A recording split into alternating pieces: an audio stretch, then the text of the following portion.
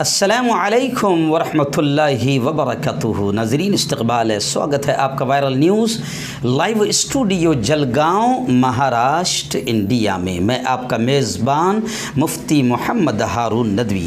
آئیے ڈالتے ہیں ایک بہت ہی اہم اور بڑی خاص خبر پر نظر۔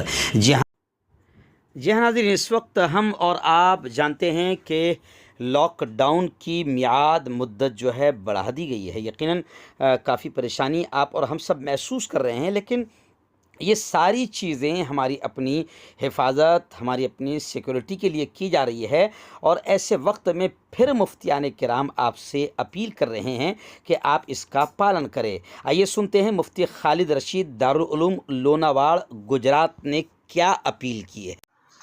السلام علیکم ورحمۃ اللہ وبرکاتہ۔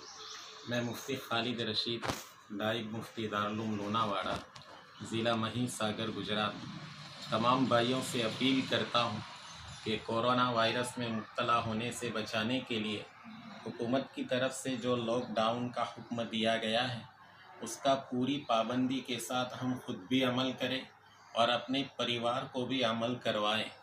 ذرا سوچے کہ ہر دم آباد رہنے والی مسجدوں میں نماز پڑھنے کے بجائے اپنے اپنے گھروں میں نماز پڑھنے کی ہدایت کی جا رہی ہے، اور دنیا کے بڑے بڑے علماء اور خود ہمارے ملک کے بڑے بڑے دھرم گرو، اسکالرز اور بڑے بڑے نامور علماء اپنے اپنے گھروں میں رہنے کی تاکید کر رہے ہیں اور گھر سے باہر نہ نکلنے کی ہدایت کر رہے ہیں۔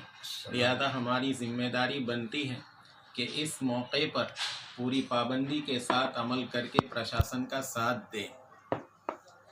پردیس سے آنے والے جن بھائیوں کو پرشاسن کی طرف سے کوارنٹائن کا حکم دیا گیا ہے وہ اس کو سرسری نہ سمجھے، بلکہ اس حکم پر بھی پوری پابندی کے ساتھ عمل کرے، کیونکہ خود یہ ان کی اور دوسروں کی بھلائی کے لیے دیا گیا ہے۔